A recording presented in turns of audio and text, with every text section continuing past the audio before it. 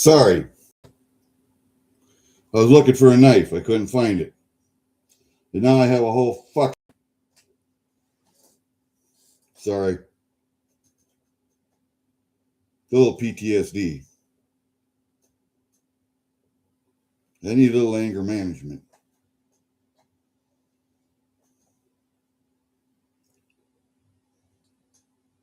I had the whole top of my dresser. All of it. I threw it all against the wall. I shoved it all the fuck off. Because something didn't go right. Now I got to pick all that shit up. All right. We're going to do a little,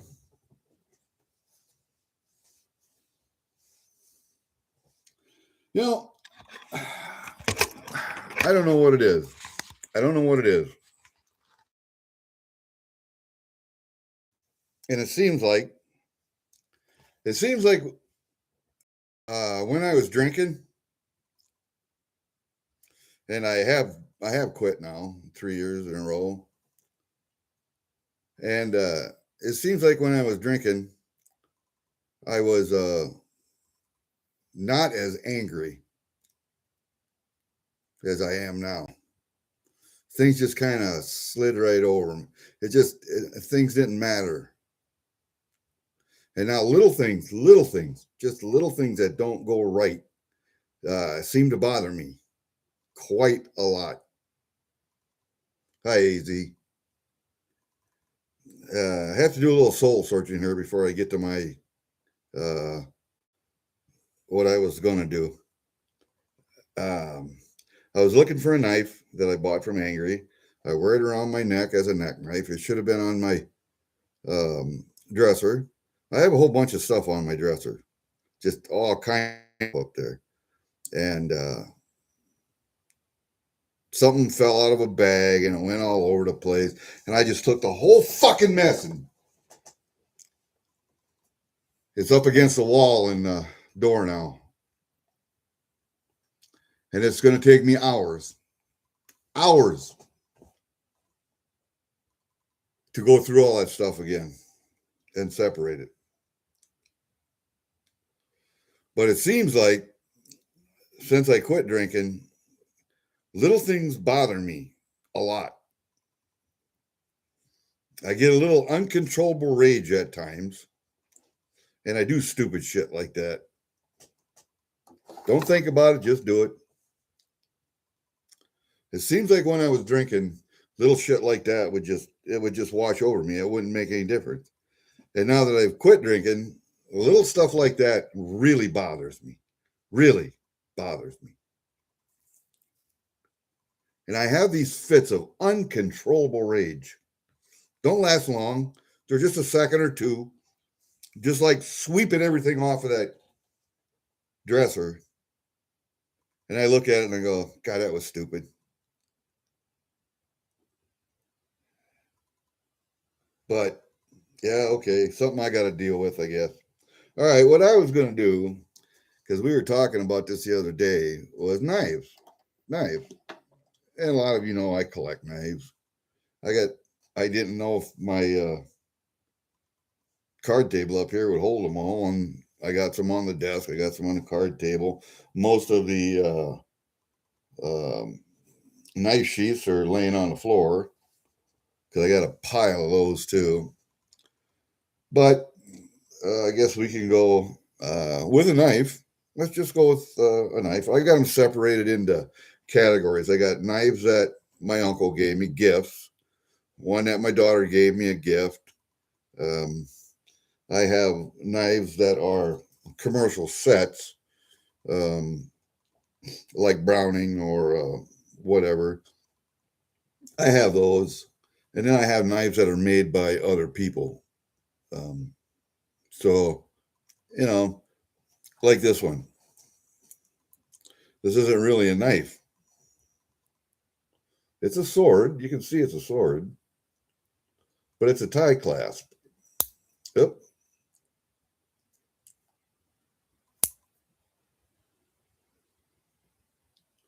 It's a tie clasp. And it goes on your shirt like that. And then that just clasps onto your tie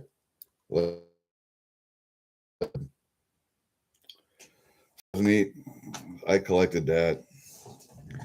I have these gifts here that are from my uncle, and I don't have all the tins for them. I wish I did. I only have 10 for one. But this is the deer knife. If you can see the white-tailed deer on there. And it does have the little deer sign on the back. I don't have the tins for it, though. Let me just put these down somewhere where I can move stuff around here. And then I have this one from my uncle. This is the wolf one. He thought I should have these for some odd ass reason. And these are what? I don't know if they're Chinese or whatever they are, but they're a lockback knife. You can see they're a lockback, but there's no belt clip on them. And these are, let's see if I can, yeah, stainless steel made in China, but they're a gift. So I can't get rid of them really. I probably could, but. So we had the whitetail and we got the wolf. And then I have the tin for this one. These tins. Like that. And this is the turkey. Let me turn it around so you can see the turkey on it. Oh, fuck. God, shit like that just... You can see the turkeys. Come on. God damn.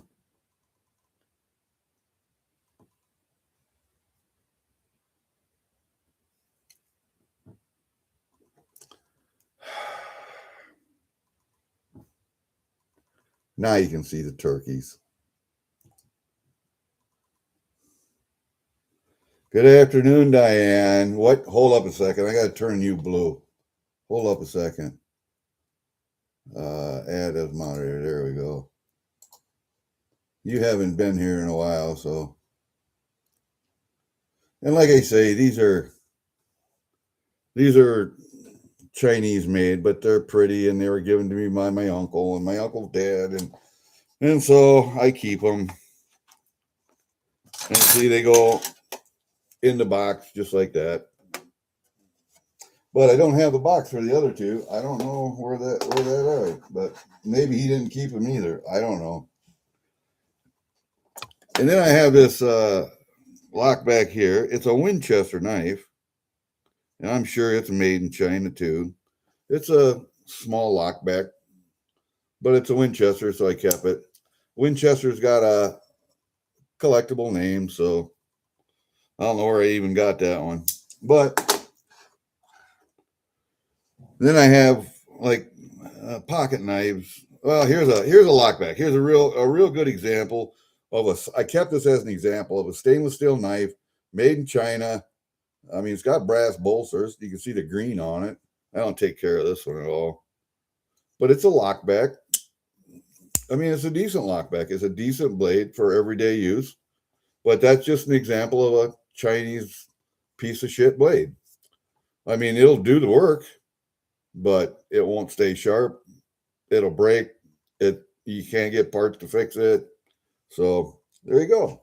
That's what a Chinese piece of shit looks like. I got another one here. This is a Jim Dandy. And this is just a pocket knife. Just a pocket knife, a 3-blade, you know. And I don't have any fingernails, so it's hard for me to get the blades out. But you got the Skinner blade, you got the stubby blade. And then usually you got a leather punch on the other end. Got a little leather punch. Make holes in leather or what, belts or whatever. It's a Jim Dandy. And let's see if I can see who this one is even made by. Yes, this is made by Cutmaster in Utica, New York. So that's a decent blade. Decent steel on this one. Decent steel. And then another pocket knife I have is this one. And this one is a Mac. It's sold by the Mac Tool Man. of which they probably have several $1,000s of my money. When I was working as a heavy wheel vehicle mechanic, and you see it's got the Mac logo on it. Let me see if I can turn it around the right way so you can see it.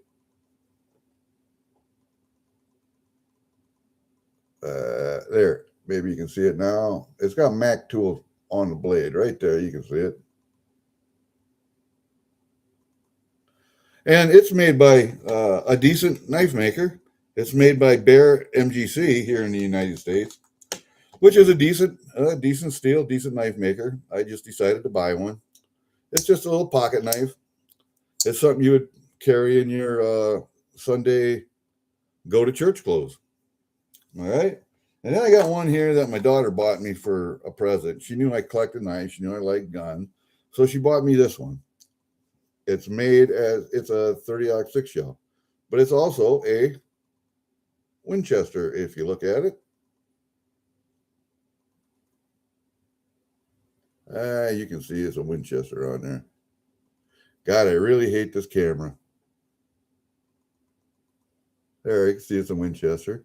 And that just folds in there like that. It's another one of those put in your pocket. It's a pretty cute little knife. And then I have another one here. I couldn't find it. And I will find it as I go through this table of stuff here. But this one was from, and it was a present. God, I hate. Yes, Mary. Hello. Oh, yeah. What you got up?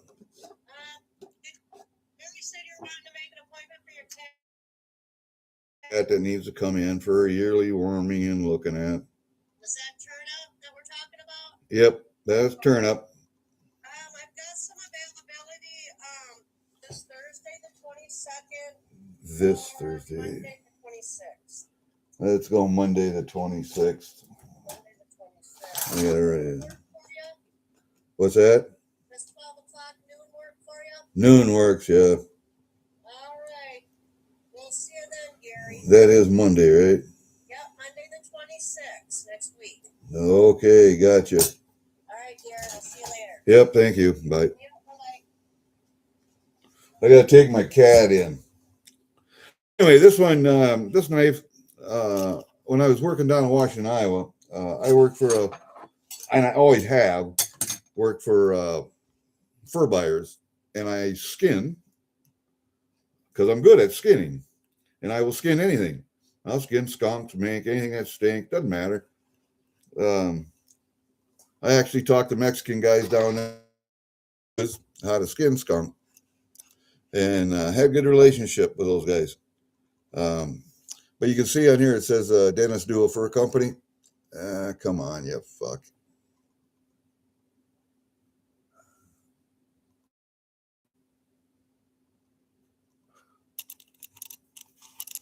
Oh, God.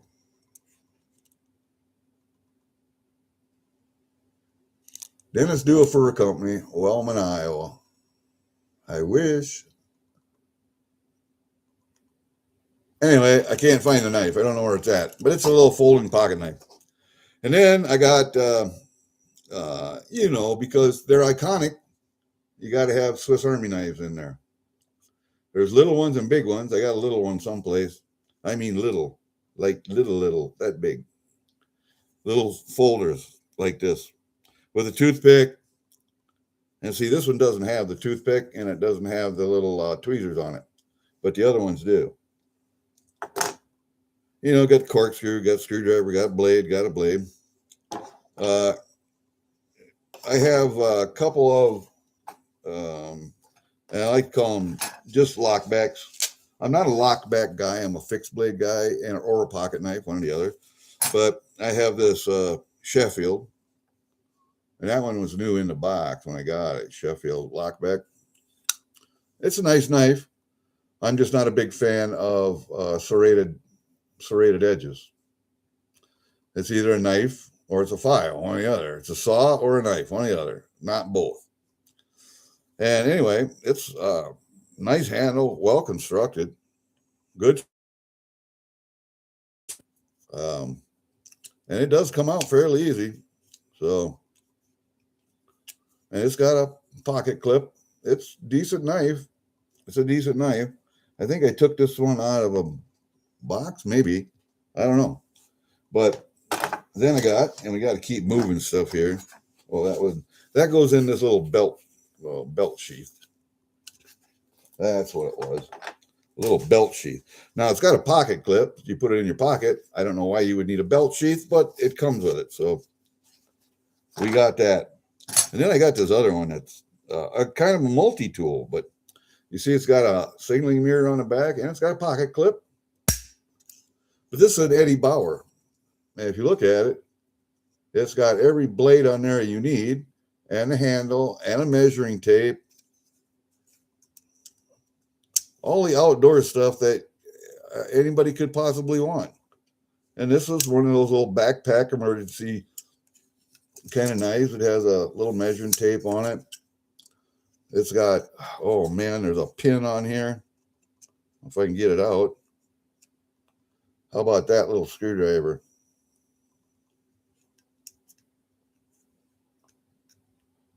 Come on, get in there. There you go. And where is the handle? I don't know where that's at.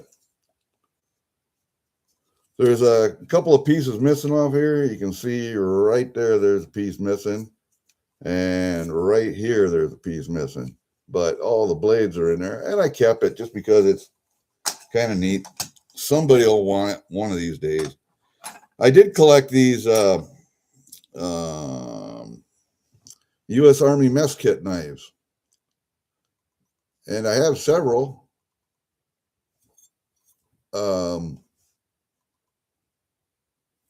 That look like that with the fat handle. I have 4 of them. I have 4 of them with the fat handles.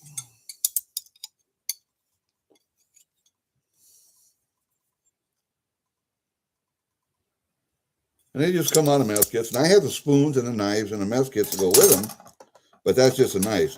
And then the one I'm more familiar with, because those were the older ones, the newer ones didn't have fat handles. They had just a thin handle like this, just as thin as the blade. That's the one I'm more familiar with. But they're a decent knife. I mean, it's a decent piece of steel. For its intended use, very good knives. So there's all the Army mess kit knives. Holy Moses, more stuff down. It's just hard to find room for all this stuff, either on the floor or on a table. And then I got, here's another lockback that it comes out of the box. This is a Browning lockback. And like I say, I'm not a lockback guy, but if they're going to give them to me for nothing, then I'll take them. That comes out fairly easy. And it's pretty, and it's got a nice pocket sheath on with the logo from Browning. And the blade is actually pretty good, but I think this is probably made in China too. Let me see. All of these knives like this are, it says model 0505R, but it doesn't say China on it. So I'm kind of thinking that it is. It's not made the best. See, you can see how cheaply they made them because they don't put a full back on or anything. The spring design is different. The locking design is the same as a lot of them. Just push the piece of steel to the side, the spring to the side, and the blade unlocks. But that's the way it looks when it's closed. So the blade is sticking through here. And I don't know if you could push on this from the top and actually get that blade to come out. You can't because there's screws through there. But, I mean, it's cheaply made. But it will do the job for what it's intended. So, yeah, I got that one. And I save all the Browning, Winchester, that kind of stuff because it has a name on it. And so people will buy them. I don't particularly care for these, but I have them. And then we come to some of the other military stuff that I like to talk about. Have you ever seen a Jumpmaster knife? Doesn't look like much, right? Just looks like a pocket knife. It's got two blades, but you notice it's got this little button right here. You slide that thing like that, and then you push the button, and what happens? Nothing. It's locked. Push it this way, and what happens? Oh, it springs open. So it's a switchblade, basically. But they used to issue these to Jumpmasters. Why? Because it's got a hook on it. I can cut static lines. I can cut parachute cord with it just by hooking and pulling. And one of these, and these are made by Camillus steel. So these are actually a good knife, a real good knife. And I got two of these bad boys. One, you can see, used to be on my kit. And another one I got from someone, I don't know where it came from. And to unlock the blade, because it locks like this, unlock the blade, just push the button again. And to keep it from deploying, you just slide the lock forward. Good knives, man. Good knives. Let's see if I can get that going on lock like that. But you can see I use this one quite a little. That was my personal on my kit. And then the other military knives that I saved, and that's just the pocket stuff, is this one. It's a TL something or another, but it's got a screwdriver on it, straight blade, and it's kind of sharp, not really sharp, but it's a screwdriver or a pry bar. And it's got a blade on it. And these are made by Camillus also. And these came in this set right here, a lineman.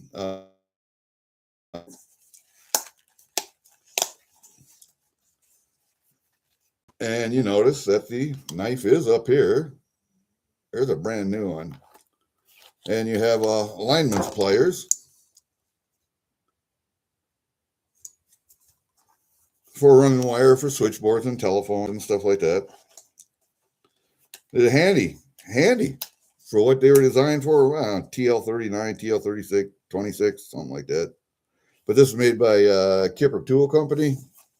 And you can even see it has a stock number on it. 514900486444 or something. 4988898 5149. Everything in the Army, everything in the military has a stock number, a national stock number, NSN, national stock number. And then they went to 01 numbers, and then 02, and then 03, and then all up 09, and then to double digit. Do I have a Randall here? No, I don't have a Randall here. And I'm still working on my one from Special Forces Qualification course. That Randall. I have to send them some more paperwork. But yeah, so I got this one. And I got one extra. Because they're handy little knives. All right, so we got those. Now let's go over here. What do we got? I couldn't find the one. I don't know. Well, let's go to the sets.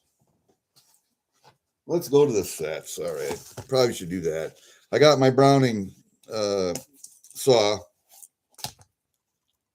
Let's see. Yep. I got my Browning saw. And you know what that's for, don't you? Cutting limbs or cutting through pelvises on deer. If you can't get through them with a knife, you got a saw. And usually on a doe deer or a female deer, you can get through the pelvis because they've been expanded from having fawns. So there's a little piece of cartilage there where the bone expands so that that channel opens up and the fawn can come out. On a buck deer, not so much. It's still there. You just can't find it. Hasn't been expanded on a buck. And then I got these Brownings right here. This comes in a set. I don't know. It's from the Rocky Mountain Elk Foundation. And it doesn't say if they're made in China or whatever.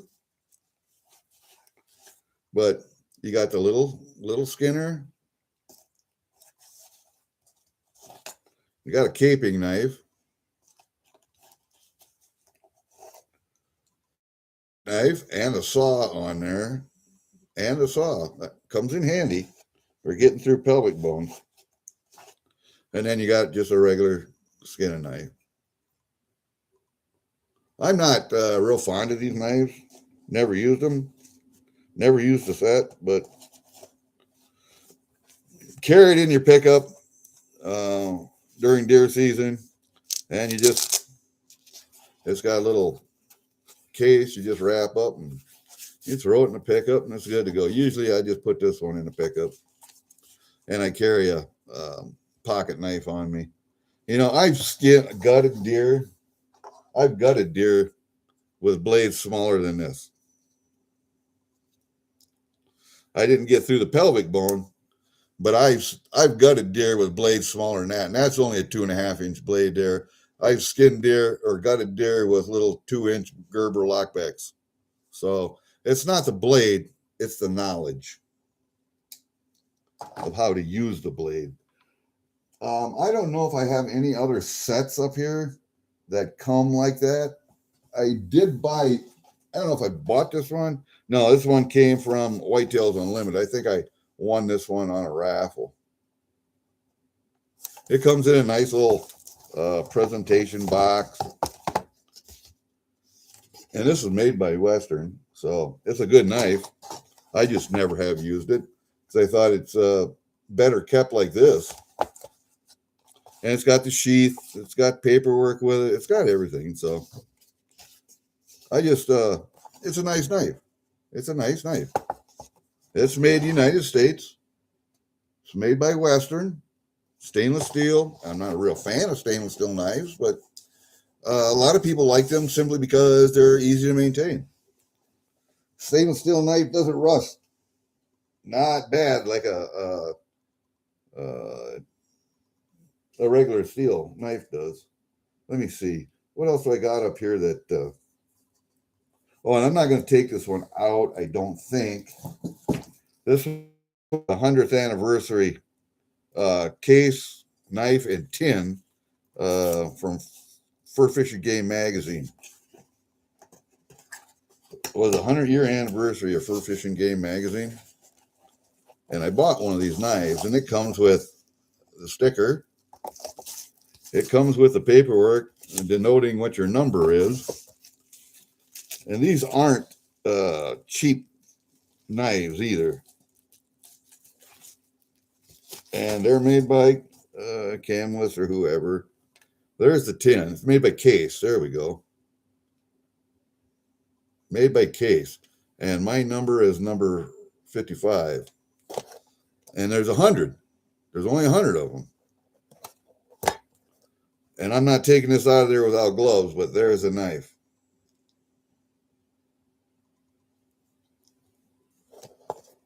And I hate to tell you, but that was an expensive knife.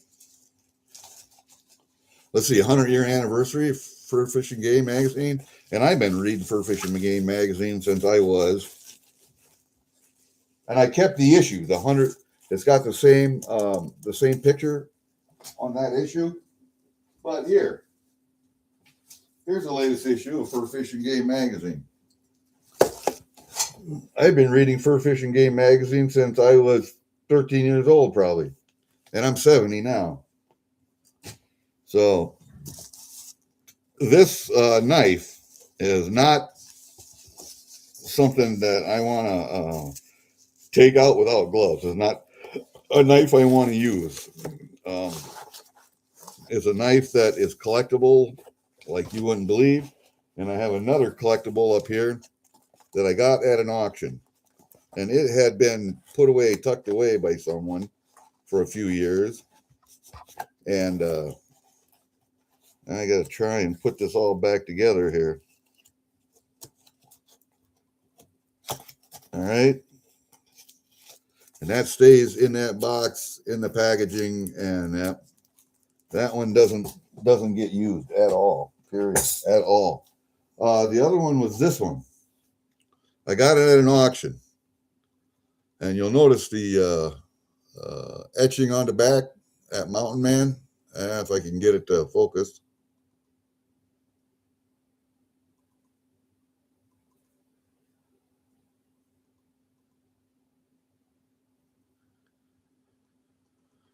Oh, shit. Anyway, it's a buck, fixed blade. You see the Mountain Man on there? There you go. It's a 113E. But this is anniversary of Cumberland's Northwest Trapper Supply. 50 years of service. And I bought this one on an auction. You can see that this knife has been around. But I bought it simply because it's a collectible. And if you know Cumberland's up in Minnesota, by fur trap supplier, used them for many years. And I thought, well, let's look at this knife. I can't find who made the knife other than it's buck. So it's probably a really good steel. But it is sharp. This one's a sharp knife, boy. Nice and sharp. Good edge on it. So they made a nice knife. Oh, here's that other little Swiss Army knife. Sorry. Here's my other little Swiss Army knife.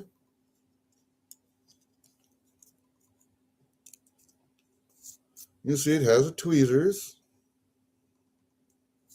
Oh, get in there.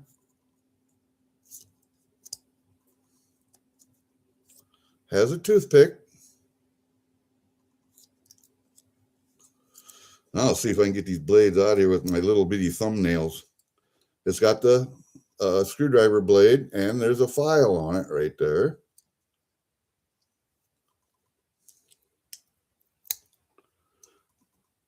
I don't have anything for thumbnails. There's the blade. And then on the other side, what does it have? People, you all know. It's got the little scissors. Great little knives, man. This one's still in the box. Let's see. Yep. I still have the box. Everything for it.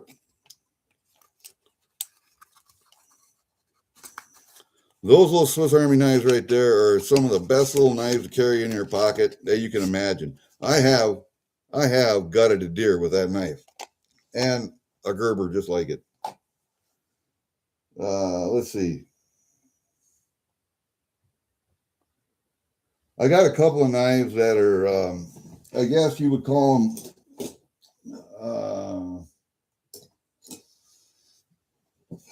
well, they're commercially produced, but this one is a carving knife, actually. I don't know if you can see the logo on it.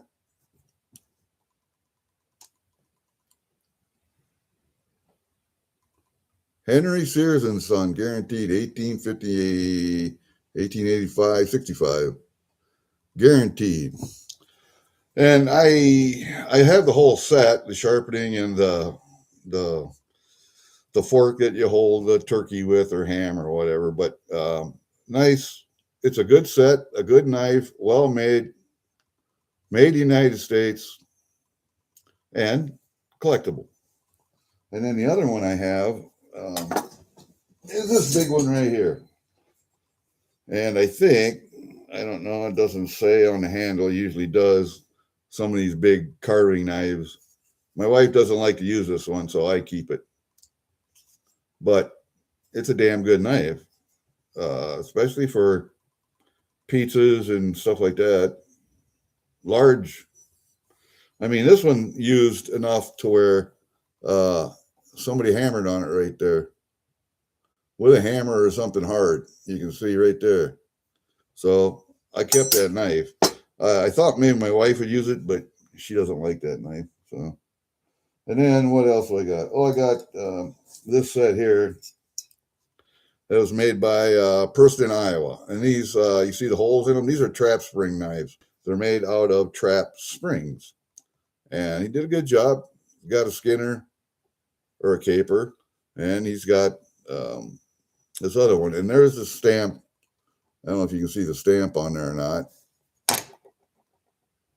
WF right there. This is the guy in Iowa that made these. Here's a stamp you ought to be able to see. Come on, quit it. There you go, WF. And that actually came in a case. And I don't know if I got the case back down here or not, but yeah, right here. A nice leather case.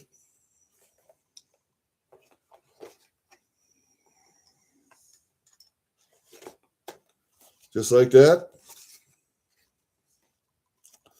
And you hook it on your belt like that. It's not for wearing in the field. This is for wearing in the butchering room.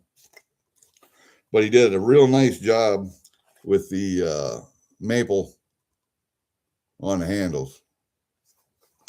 Come on. Quit being stupid. See the maple on the handles? Real nice job. Brass pins. And I bought them at the Trappers Convention, National Trappers Convention, on auction. And they cost me a little bit, but it was worth the money. And I don't store steel in leather. Everything comes out of leather. The knives are laying up here, but the leather is on the ground right here. All these leather sheaths, nothing gets stored in leather. If it's Kydex, like these knives, or if it's nylon, water out of the air like leather does. So, okay, we got those two.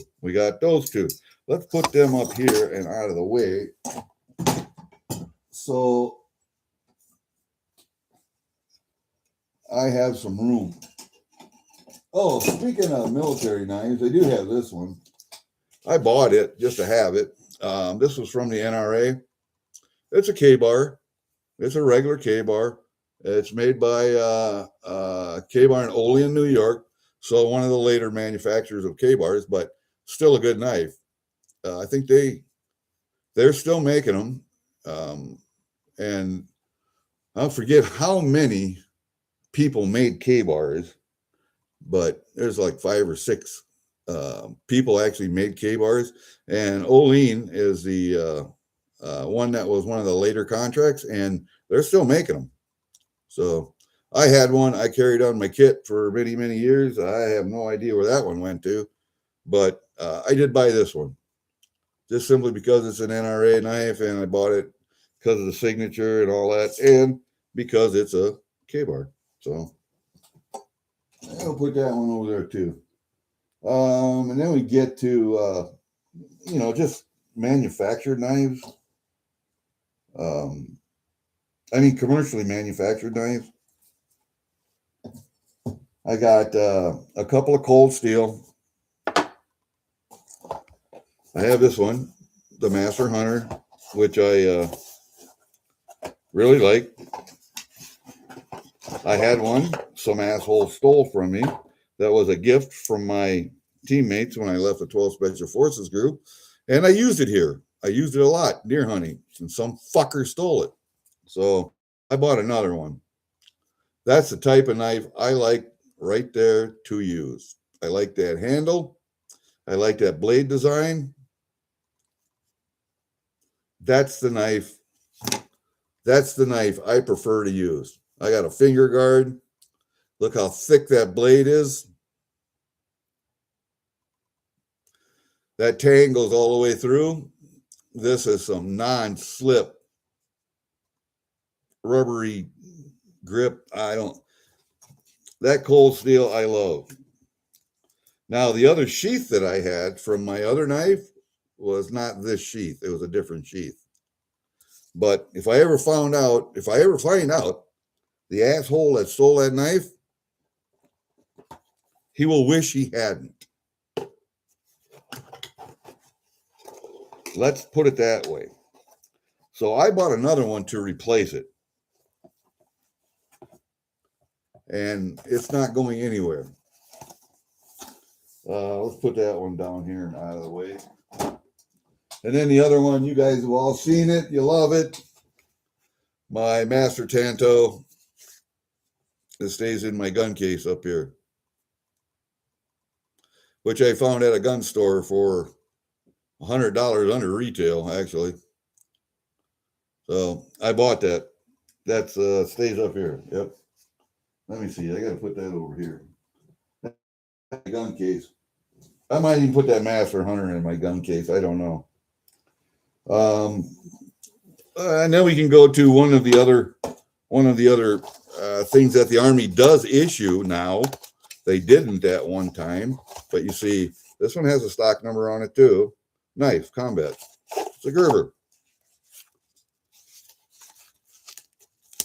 You can buckle it on the kit, on the belt, wherever. But it's this knife, and it also has a pocket clip on it. But I'm not a big fan, again, of serrated edges. I'm just not a real big fan. But they want a knife that does everything. All right, so it can cut rope, and you can skin with it, and you can stab people with it, and you can do whatever. See, this one has a lock button right there that deploys it, just like that. But it also has a safety button right here where it won't deploy. So it's a good knife, and I'm glad to see that the Army finally issuing something that's worth a shit, and that's a Gerber.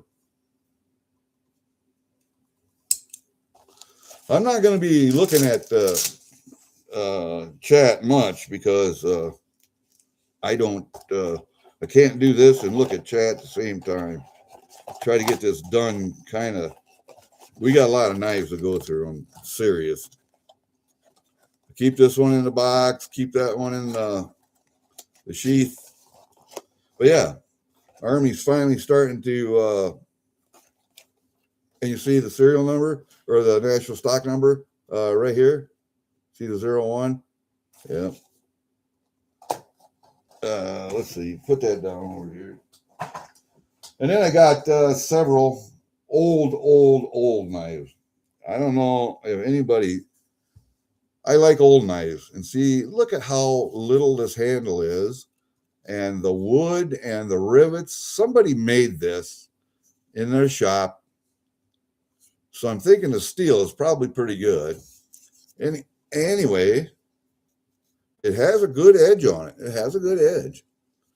It does bend. I don't know if it would break, but it does bend like a fillet knife. So I saw that in my brother buys stuff at flea markets. I saw this knife and I took it. Said, I'm going to save that one. He said, give her hell. And if you look at the rivets, they're solid on this side, and then they're expanded on the other side. So it's a hollow rivet, and then they just expanded it. So whoever made this did a really good job. I mean, they even thought enough to put a groove right here at the end of the blade. Can you see that? They took a round file, made a groove right there. I do that on a lot of knives also. All right, so we got that one. And then we got this one. And this one is a Russell, an A.G. Russell. And you can actually see the logo on here.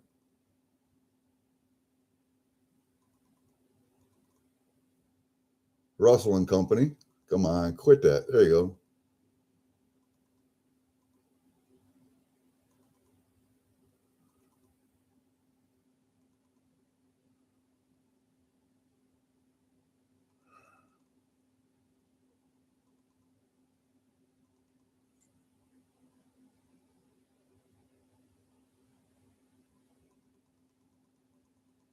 Green River. That logo on there is worth more than you could imagine. But look at that knife. Look at the handle. That's not a a handle that's made for beauty. It's a knife that's made to be used, and it is a good steel. Good steel. And then one of the other ones I got, I'm going to find it here. Look at this one. It was a butter knife, I think, or it had a couple of brass rivets in it. Little skinny handle, but it looks like a butter knife, doesn't it? And I can't tell who made it or anything. But I found this, and it's a sharp edge. It also bends. But I don't know who made it. I can't see anything on it. But it sure looks like a well-made knife. So when my brother found that at a flea market, I actually stole that one too. The handle is well made for as rough as it looks. You see the little round dealies right here that were pounded in. I don't know if you can see them or not, but plus it's got brass pins that go through.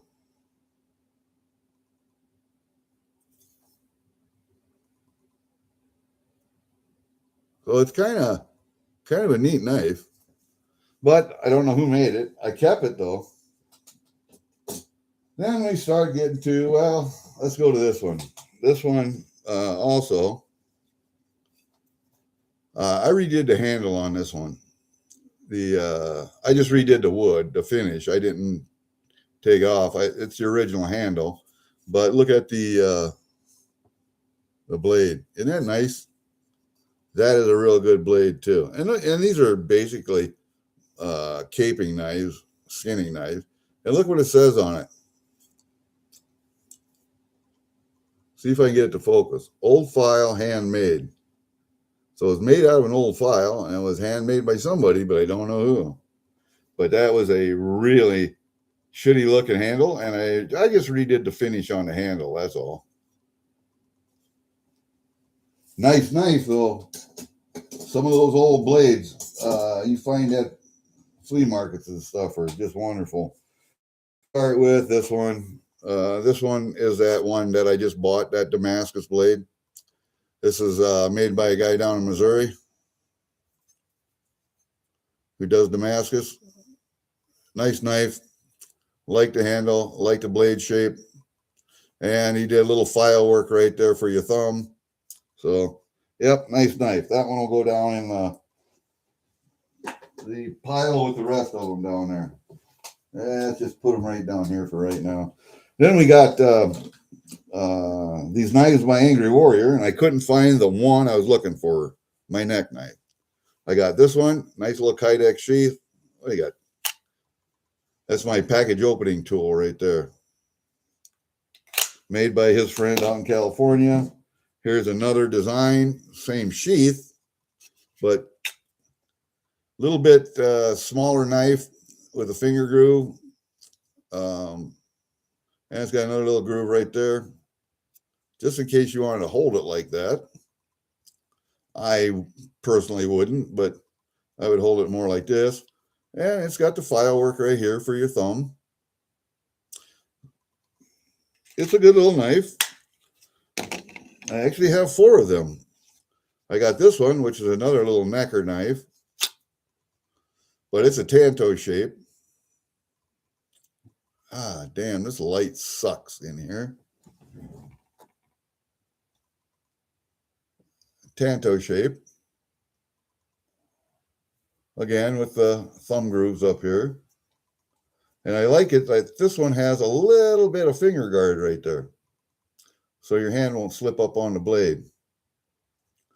And then the other one I got is another necker knife, but it's a different model, and I like it a lot better.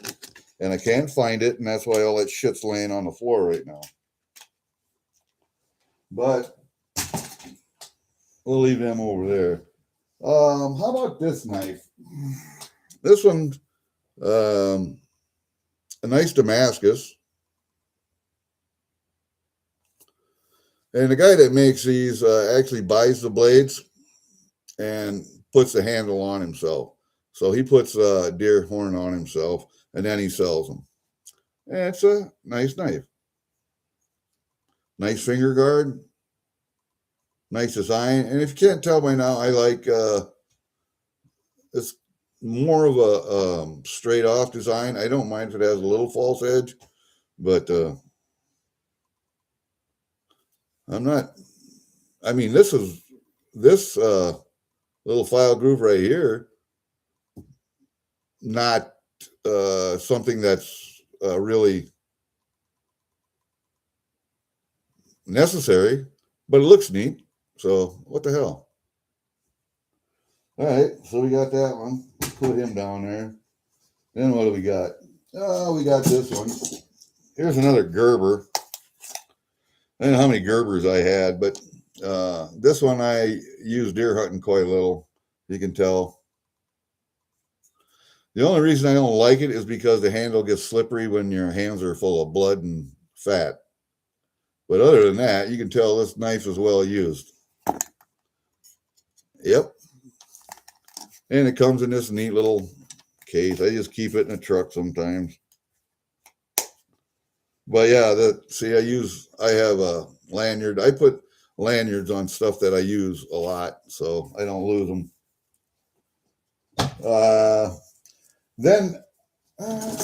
Oh, here it is. Here's another little necker knife, I think.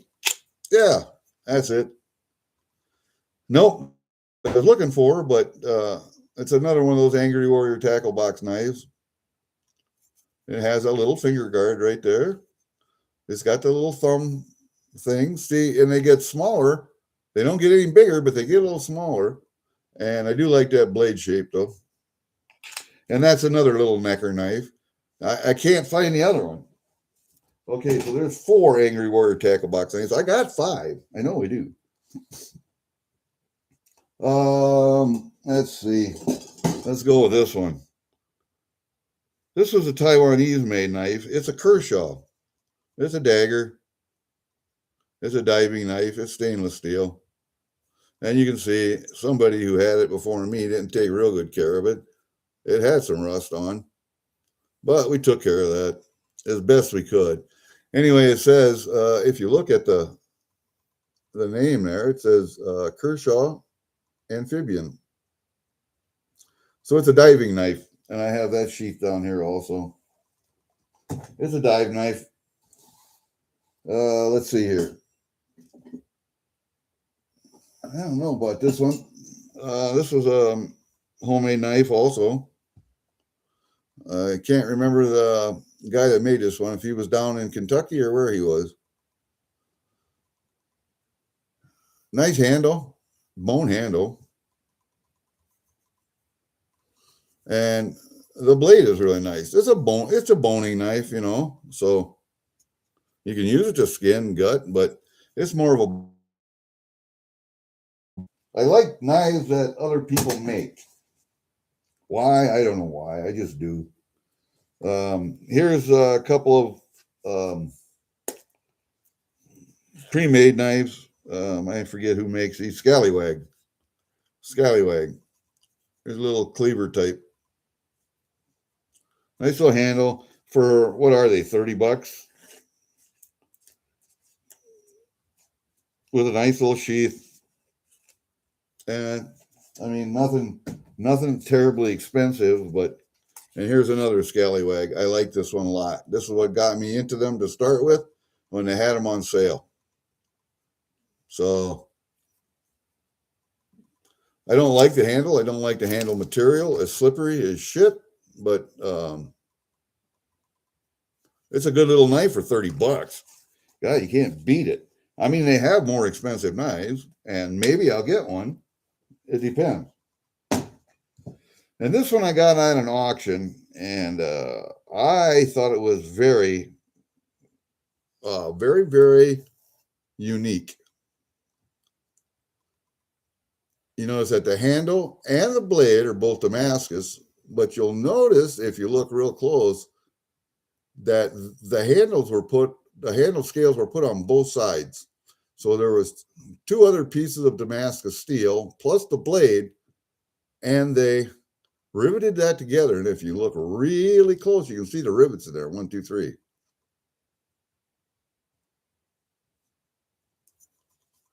That's an interesting little concept. Interesting little concept. It's not a knife. I mean, it's not a big knife. It's not a big knife.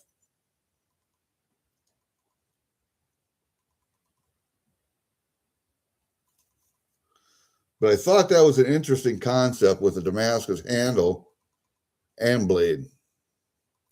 So I bought that. You betcha I bought that one. Let's see. How about this one? I don't know about this one. This one was made by, oh, this is WF also. This was made by the same guy that made the trap spring knives. See the WF up there? He did a real good job on this one, I thought. Handle, 3 brass pin, same maple. But the blade is really nice. About the size I like. Anything I got, I can control with my fingers skinning.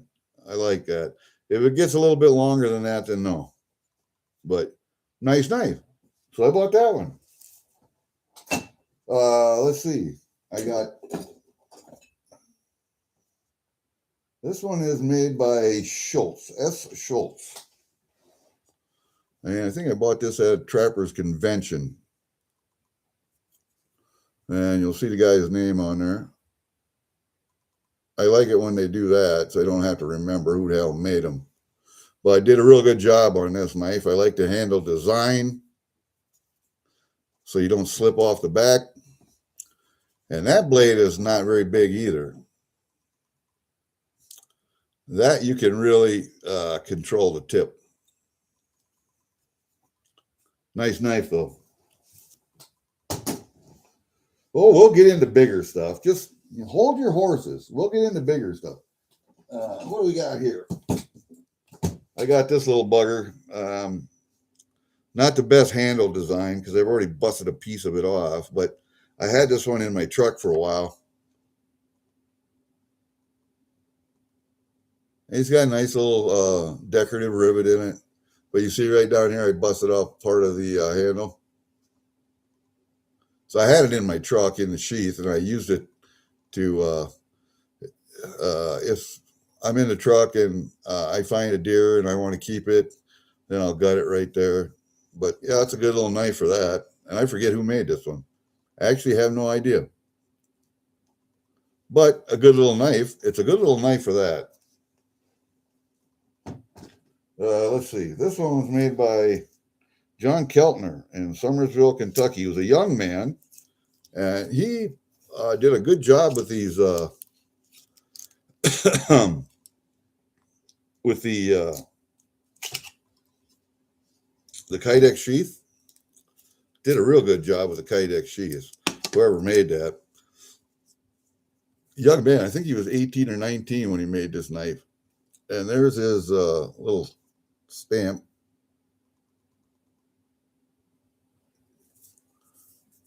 A really, really well-made knife. A really well-made knife.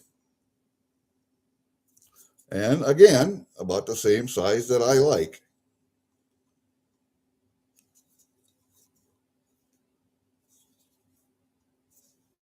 Knife, man. Real nice knife. And you can take and put the, shit, get in there. You can take and put the, because it's got a clip here and you can open this up and it hinges up and put it on any belt and just clip it over. Nice knife. Real nice knife. How about knives I bought from other guys? I just don't. Here's one.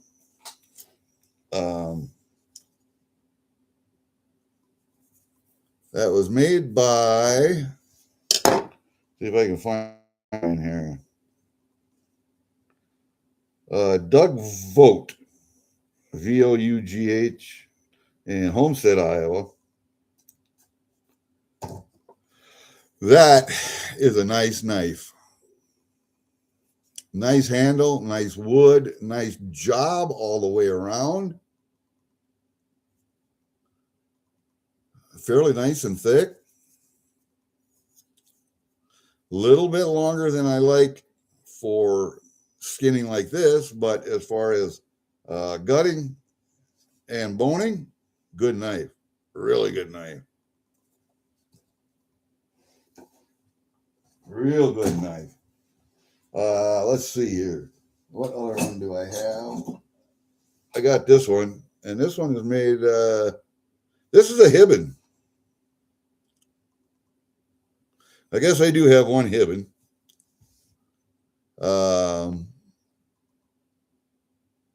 It's got decorative pins through both sides. Nice handle, nice thick handle. Place for your thumb, finger guard is about that right size. That's a good knife. I think I only have one Hibbon, and I think that's all I really need. But yeah, nice knife. I like full tang knives all the way through. Brass and liners. Yeah, they're cool. You don't need them, but yeah, they're cool. Okay, so there's the Hibbon. What else we got up there? We got this little guy. I don't even remember who this one's made by.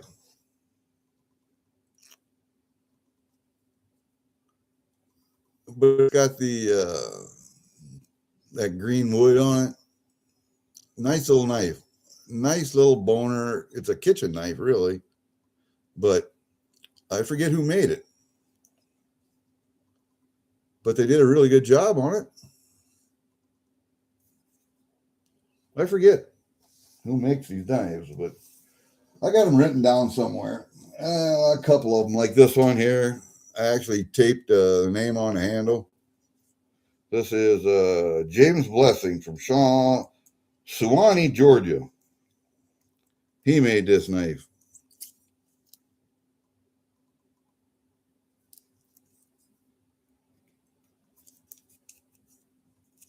It's a nice knife. I mean, a real nice knife for what it's meant for. It's not meant for being out in the field for gutting deer. And he actually put liners in there next to the blade and separated the wood, which is an added touch. Not necessary, but it's pretty looking. Good job. Good job all around, man. You did a really good job. I like buying knives from other makers. I guess you could say that. You could say that from other makers. I got another one here, and this has got a 3 on it, so I'm not real sure who made that one.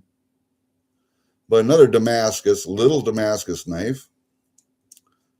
It's got that kind of acrylic handle on it, greenish blue and black, couple brass rivets. Does have a lanyard hole, but I like this one because it's got a little finger guard right there, so your finger won't slip up on the blade. Nice. If you look though, he made a little bit of a mistake right there sharpening. You can see the how it dips down just a little bit. Let me see. Put it right up by the edge of my nose, right there. You can see how it dips down just a little bit. Made a little mistake when he was sharpening. That's a nice little pokey there. Yep. Let's see. Little ones? Do I have any more little ones up here? Really don't, I don't think. I do have another K-bar right here. This one's made by K-bar, doesn't say 1207 USA. Blood grooves, up here, not necessary, but they look cool. Little false edge is okay. I don't mind that. Finger guard, thumb guard. Really don't need finger grooves, but a lot of times they don't fit. This one's not bad. I'd rather have the finger grooves moved a little bit far forward so I can hold like that, but that's all right. I got it. All right, put that one down there. Well, let's continue on with those, should we? Leather stack handles. Here's an older one. This was made by Schrade Walbin in New York. Leather stack handle. If you've ever made a leather stack handle, you know a little bit how difficult they are. And you got the liners and the liners, but it does have a finger guard and a thumb groove right there with a little file in for your thumb. This was more of a caping skinning. And you'll notice that a lot of these stack leather handle knives all are made by company after company after company that got bought out, but they kept the same design. Here is one that started way back. This is a Cattaraugus. And you can see the name on it right there. And you can look that up on the internet and do whatever you want. Cattaraugus. That's a 225Q. It's also, I mean, it looks the same, right? It looks kind of the same. Blood grooves, little false dip. Stack leather handle. This one's really bad, but I left it. And the end right here is a little bit loose because one of the pins have come out. But I left it original. I cleaned up the blade a little bit. Cleaned up the handle a little bit. But I've done a few of these stack leather handles, restacked. And he's resold them. So, yeah. Kind of look the same, don't they? All right, we'll put them out of the way. Here's one I found, and I think this is a Russell also, but I don't see the logo on it. But it has a green kind of tinted. It's a synthetic handle. Don't know really what kind, but I like the blade. I like the blade design a lot. And that's something you would use in the butchering room. You could use it in the field, but it's a little bit long for my taste. It's full hand, full tang. It's got neat rivets, though. Pounded rivets on both sides. I like that a lot. But yeah, it's a boning knife, basically. I found that somewhere. I can't remember where, but the handle and the rivets kind of caught my attention. And I thought, you know what? Just looking at it, like right here where he filed the blade on both sides, there's a little bit of attention to detail there. So, and you can see that when you put a little light on it right there. And that was on both sides too. So that was meant to be there. So somebody made this thing, and they did a good job. They did a good job. I don't know who made it, but it was certainly wonderful. And as far as made knives go, I bought this one, and it's got his little logo on it from an 80-year-old gentleman up in Utah or Idaho.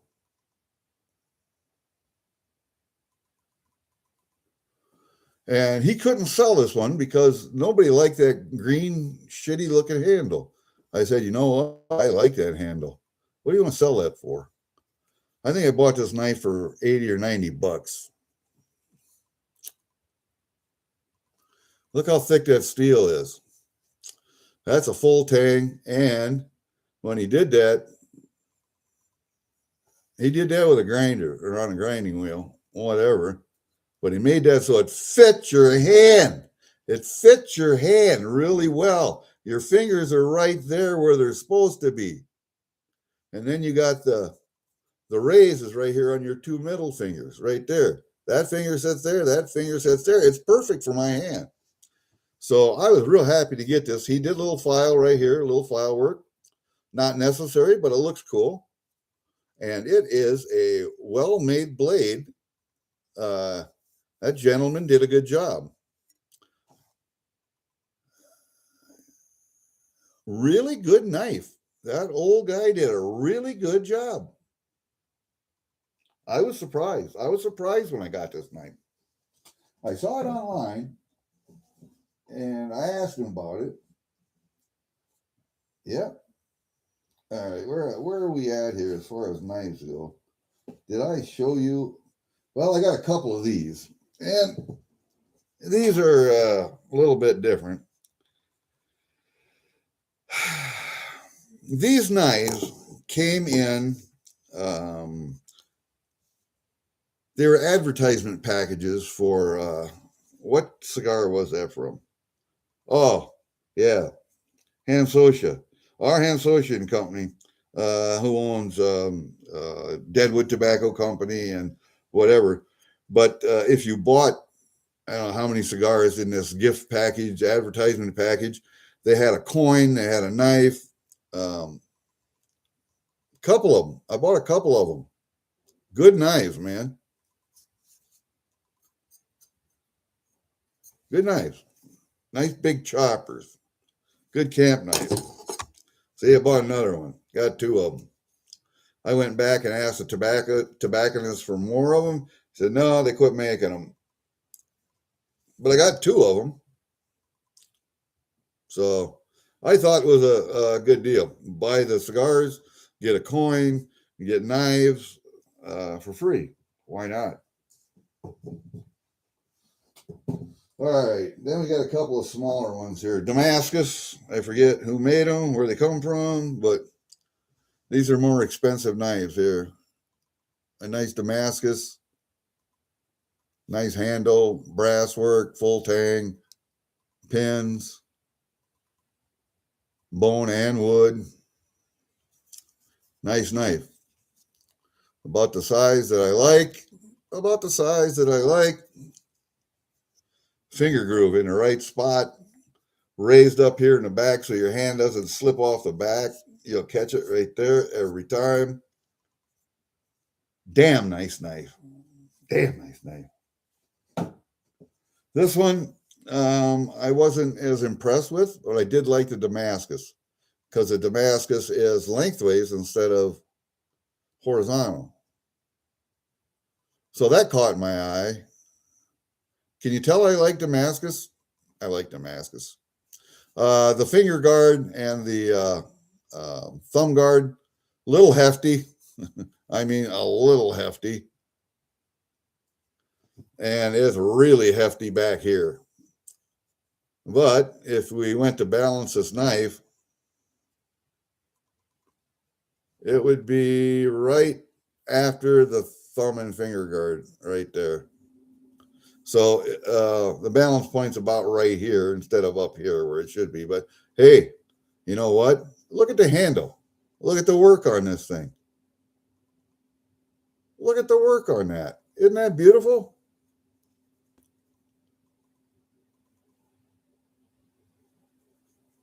Thumb and finger guards, right spot. It's got the raise right here so your hand won't slip off. You'll catch right there.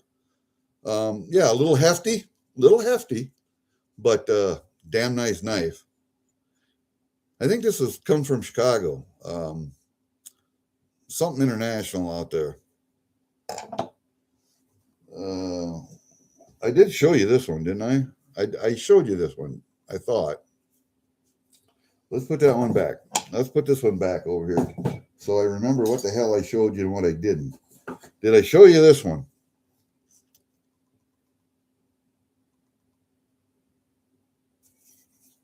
I think that's from the same company. I like that teardrop pattern. You like that teardrop pattern? Yeah. Anyway, nice knife, upswell in the back. It's got a lanyard hole.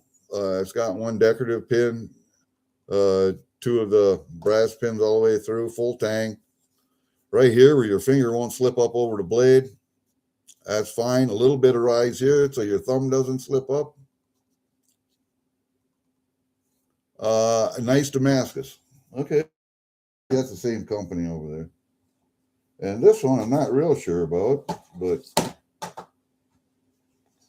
Not real sure where this one came from. I think it's the same company, but that's a big honker there.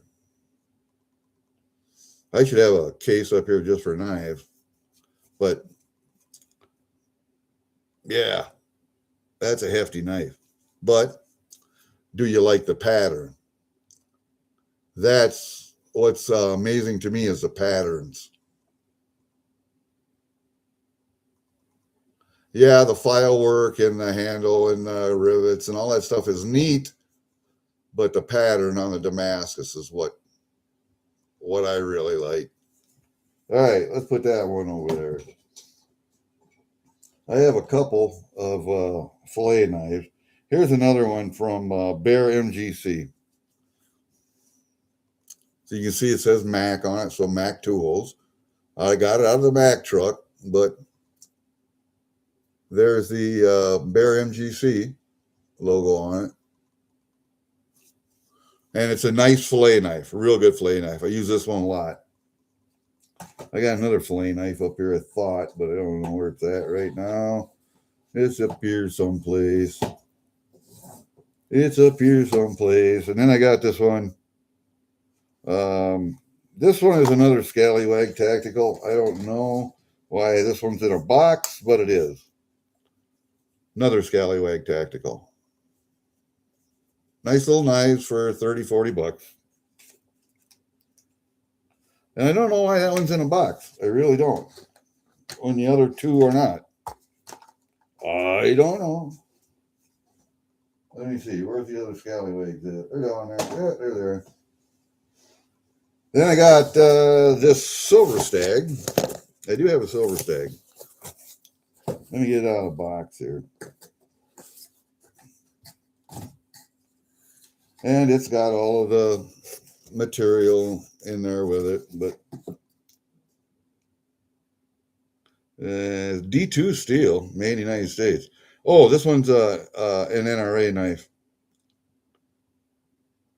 And I actually, most of the NRA knives and those kind of knives that they give away or they auction off are Chinese made or Pakistan or whatever, cheap shit. But this one was made in the USA. Doesn't say which company, but does have D2 on the blade, which it's made out of D2 steel.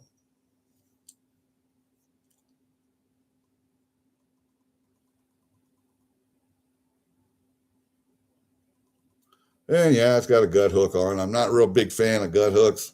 If you don't know how to fucking skin a gear without getting in the guts, you haven't skun enough deer. So I find gut hooks to be unnecessary. They're hard to sharpen. They're hard to make. But I do like the way this knife fits the hand. And I do like what it's made out of. And it does have a good edge. So I kept that one. And then I got an SGB, a Puma SGB. Yep, upside down. There we go. And these are German-made knives. Or actually good steel. And they got to come with a sheath and whatever. But this is an NRA knife also. I don't buy a lot of NRA stuff, but when it comes to knives, if they have a really good one, I will buy it.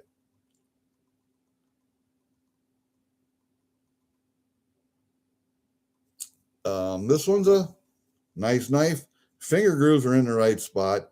It does have a rise for a finger. It does have a rise back here so you can catch it if it slips. It doesn't have anything for the thumb, but it doesn't need it. A little file work right there would have been all right, but doesn't need it. Nice knife. That's a skinning knife. I can handle that. And I do like the upswept more so than the pointed for skinning. So it just depends on what you're using the knife for. A lot of these knives you'll see are either skinning knives, boning knives, fillet knives, or personal protection knives and utility knives, camp knives, other utility knives. Oh, here's my other fillet knife. I think this is a Bear also, Bear MGC also. Is it? Nope, this is Schrade. Also, nice fillet knife, real nice fillet knife. I use this one a lot also, or did. I think I put this one away, but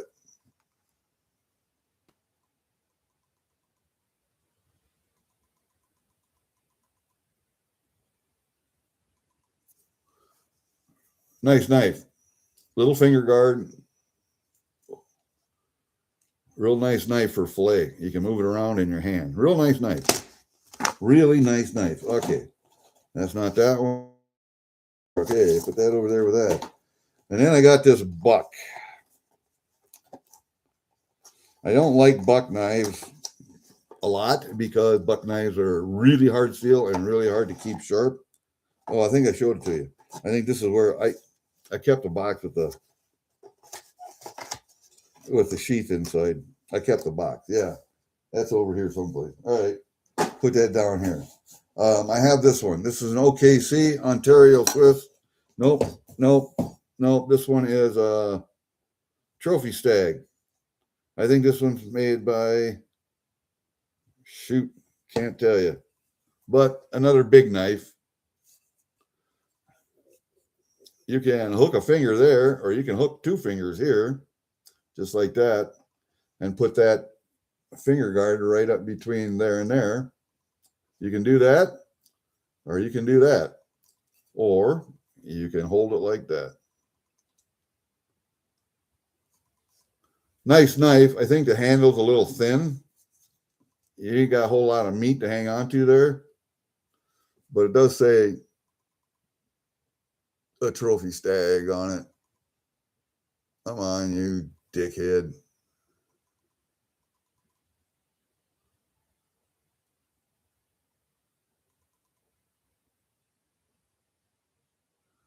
Wow.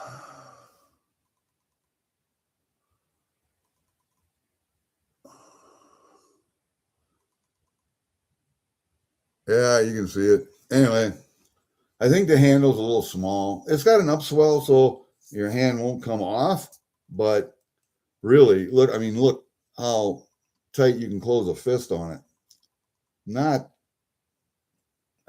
okay, it's great for chopping, and it's got a good steel. I mean, it's nice and sharp too. All right, we got that one done. Here we got the OKC, the Ontario Knife Company. OKC, see? Company. And this one has a really high speed sheath, stone, all that stuff comes with it. And put it on your kit, no problem.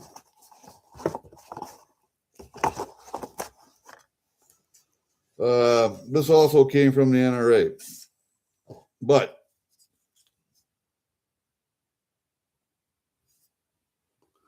made in Ontario, USA, Ontario, New York. It's got that nice little finger groove right here and a thumb file right here. So you can hold it like that if you wish, or you can hold it like this if you wish. Either way. Does have a skull crusher in the back and a lanyard hole. Nice knife, man.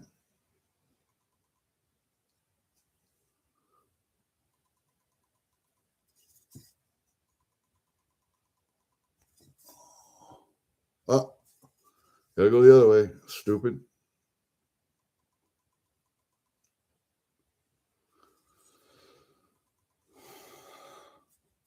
Nice blade.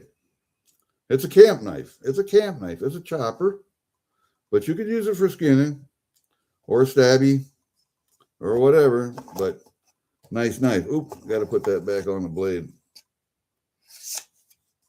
Just like that. And we leave that like that.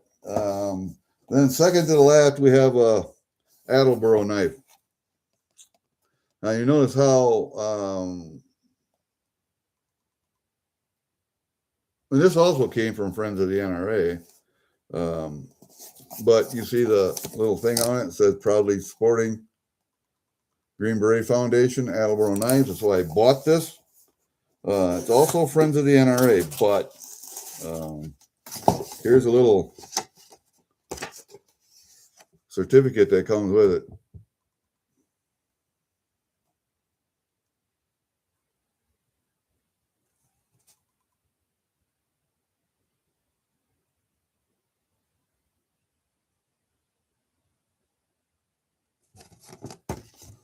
And now you know why I bought the knife.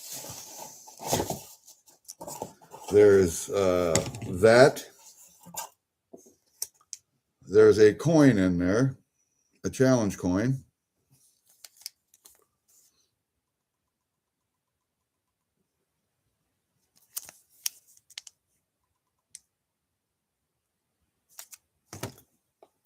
And got a nice sticker in there too. And I've kept everything together with the original box and the original, everything's original in here. This is the knife right here. Nice sheath, nice Kydex. Pinch that together. Come on, open up. You pull that up, you put it on your belt or your kit, put it back, locks in together. Kydex sheath. That's my knife, buddy. You got your finger groove there. You got thumb work up here, all that file work for your thumb, forward and back. So if you want to put your thumb up here or your finger up here, you can put your thumb up there. If you want to keep your hand back here, then you can put your thumb right there instead of up there. I like the handle, although it's synthetic, it's nice and rough. It's rough. It's actually, if you look right here and here on the other side, place for your finger to rest. Just like that. Left or right-handed.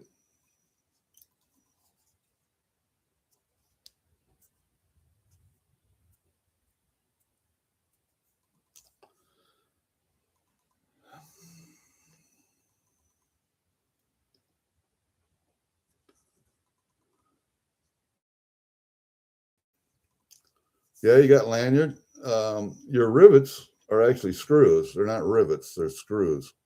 I don't know if you can see them or not,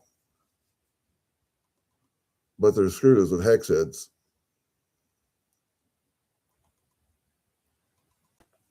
And you got a skull crusher on the back also. This is a combat knife. This is a combat knife. I would wear this one on my kit. That's the size of knife I like. It's the size of knife I like. It's made to do one job only, and it would do it very, very well. I got one more knife to show you before I end this because we're at an hour and a half. Let me put this stuff all back in the box.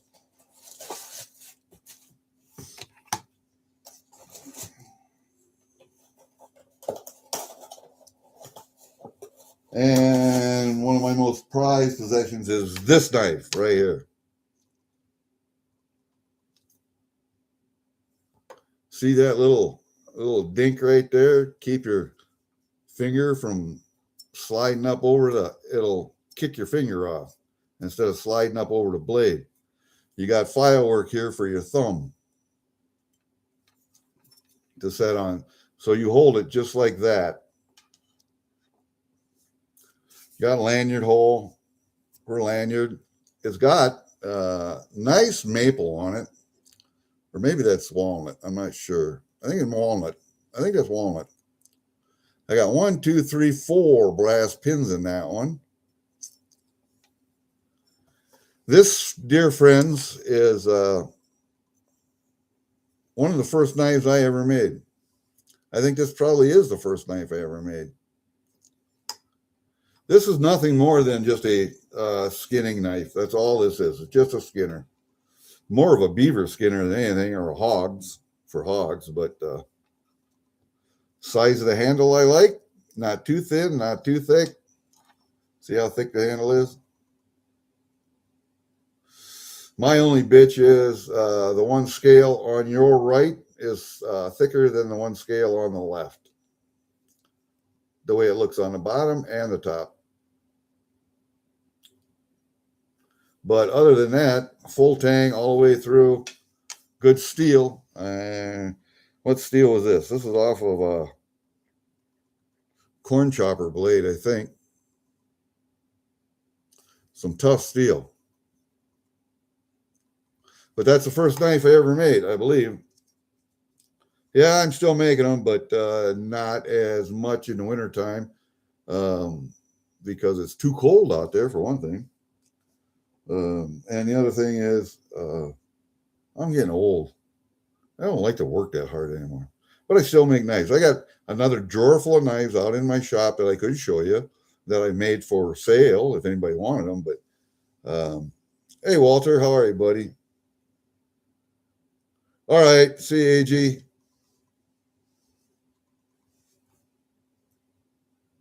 Yeah, buck knives, and I would like to have a 110 up here because I carried a 110 for years.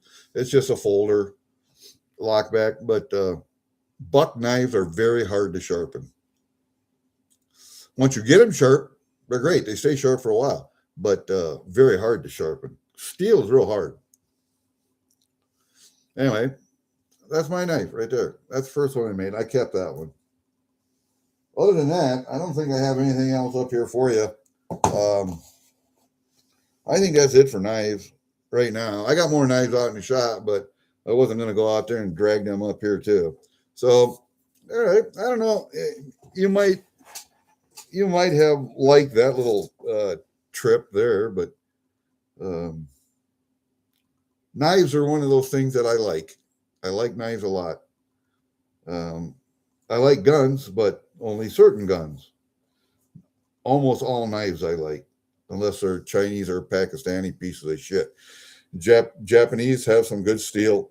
German definitely has some good steel. Sweden and Finland have good steel. And there is good steel here in the United States. You just have to know what you're looking for. That's all. That's all. It's like lawnmower blades. You could make knives out of lawnmower blades. You think it'd be pretty tough, right? Not so much. Some lawnmower blades are a lot better than others. It's like railroad spikes. Some railroad spikes are way better steel than others are. So it just depends. If you're going to make blades, try leaf springs. Try coil springs. Good steel. Good steel. Trap springs. Corn chopper blades are some good ones. Now they're starting to make them so that they're so replaceable that they last a few seasons and then you got to replace them. So the steel's not the best. You can make it better, but it's not the best. Have you ever heard of adding carbon to steel to make it better?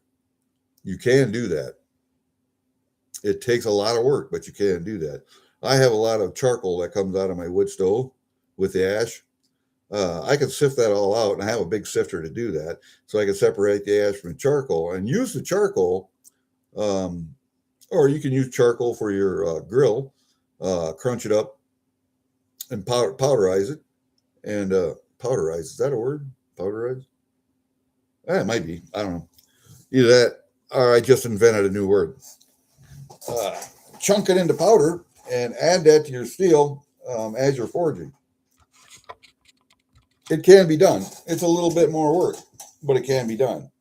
So you'll be adding carbon to your steel.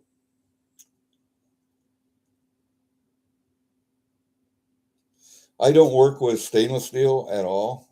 At all. I like to work with unknown steels and test them, and then see if I can make them better.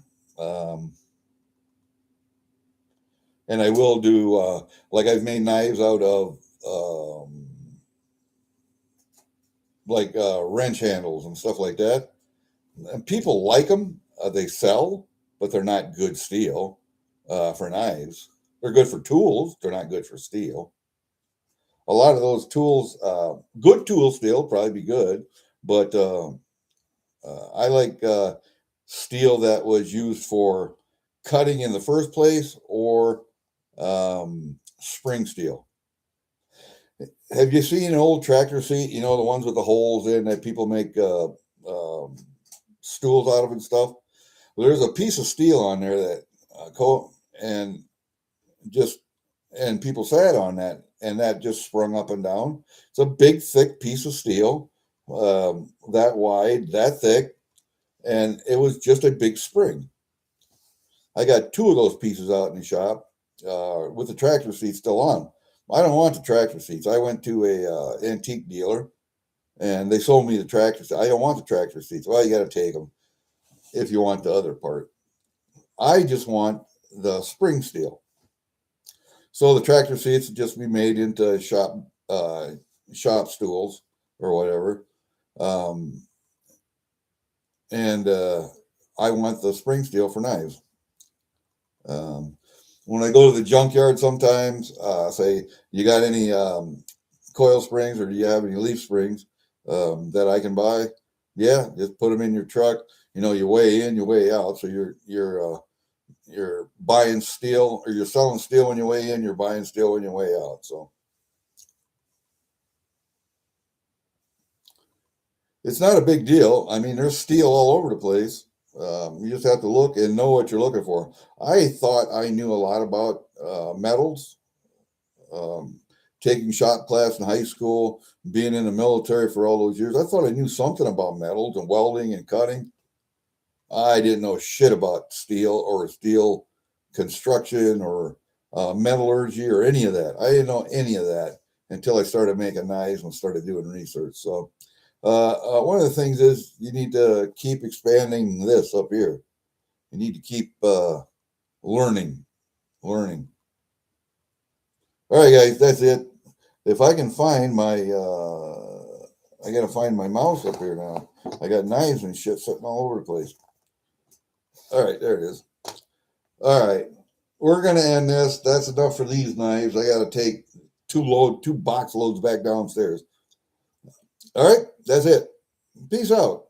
I hope you enjoyed this. We'll see you.